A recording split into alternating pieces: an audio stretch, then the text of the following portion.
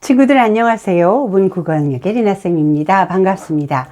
오늘은 무엇은 무엇이다. 이러한 문장의 형태로 된 네 가지를 비교해 보도록 하겠습니다. 그 네 가지는 지정, 정의, 명제, 은유 이렇게 네 가지입니다.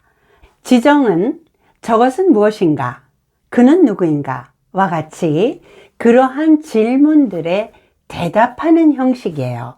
이것을 지정이라고 합니다. 예를 들면 저 책상 위에 놓여 있는 것은 내 책이다. 이것을 지정이라고 합니다. 그러면 정의는 어떻게 설명할까요? 정의는 대상이 속한 범위를 규정하고 그 본질을 밝히는 것이죠. 이것이 정의입니다. 보통은 그 개념이 어떠한 뜻인가를 속성을 밝혀서 명확하게 제시하는 것이죠. 정의의 대표적인 문장으로는 이것이 있습니다. 문학은 언어로 표현하는 예술이다. 무엇은 무엇이다죠. 문학은 언어로 표현하는 예술이다. 자, 그렇다면 여기까지 해서 지정과 정의를 비교해 볼까요? 네, 지정과 정의를 비교하면 지정은 대상 자체만 표시할 뿐이에요. 내 책이야 이렇게. 그러나 정의라고 하면 대상의 속성이 드러난 것이죠. 문학, 언어가 중요하죠. 언어로 표현하는 예술이다. 그러니까 언어로 표현하며 예술에 포함된다는 속성을 밝히는 것이 바로 정의입니다. 이것이 지정과 정의의 차이점이에요. 그럼 세 번째, 명제로 가겠습니다. 명제는 논리적 판단이나 주장을 언어 또는 기호로 표현한 것이죠. 역시 그 문장의 구조는 무엇은 무엇이다. 이런 형태로 되어 있습니다. 그러면 이 명제의 경우는 이제 무엇은 무엇이다라고 되어 있기도 하고요. 당위가 나타냈을 때에 무엇을 어떠어떠하게 해야 한다. 이런 구조로도 나타납니다. 그러나 무엇은 무엇이다의 형태로 명제도 많이 제시되죠. 자, 그러면 이제 정의와 명제를 구별해 볼까요? 정의는 아주 객관적으로 그 개념이 무엇인가를 제시한 것입니다. 설명하는 형식이죠. 그러나 명제에는 무엇이 들어있어요? 네, 주장이 들어있습니다. 그러니까 명제는 주관적인 의미가 들어있습니다. 이것이 정의와 명제의 차이점이죠. 정의는 객관적인 내용이다. 명제에는 주장이 들어있어서 주관적인 내용이다. 이것이 다른 점입니다. 자, 세 번째, 은유로 갑니다. 은유는 표현하고자 하는 대상을 다른 대상에 빗대어서 표현한다. 이렇게 말하죠. 자, 예를 들면 가장 널리 알려진 내 마음이라는 시에 보면 내 마음은 호수요. 이렇게 되어 있습니다. 내 마음은 호수요. 무엇은 무엇이다가 되어 있죠. 앞에 은유의 설명을 본다면 어떤 대상을 다른 것에 빗대어서 표현한 것이죠. 그러면 내 마음을 어떤 것으로 표현한 거예요?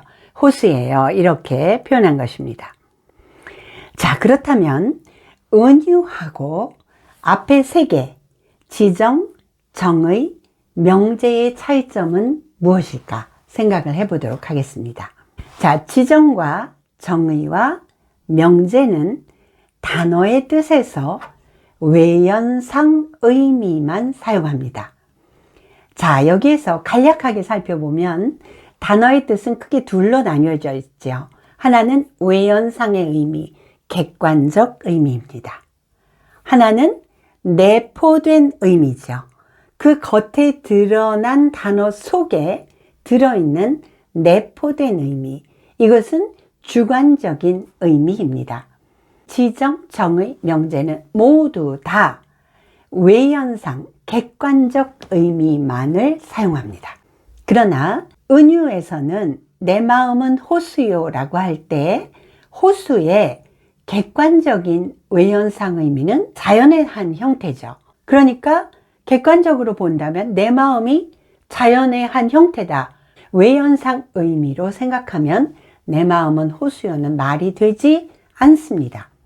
그렇다면 여기에 호수라는 단어는 어떤 의미로 쓰였을까요?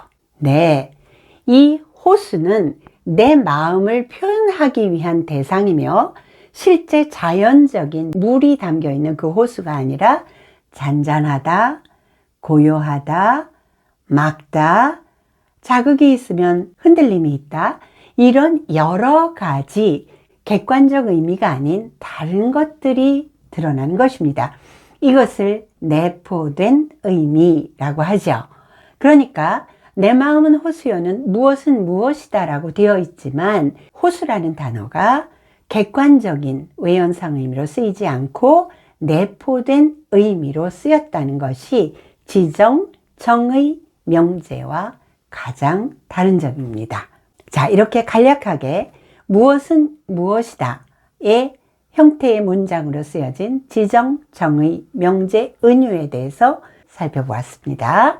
다음에 단어의 의미에 외연상 의미와 내포된 의미를 살펴보고 은유 또는 비유에 대해서 여러분들에게 다시 상세하게 설명드릴 때가 있을 것입니다.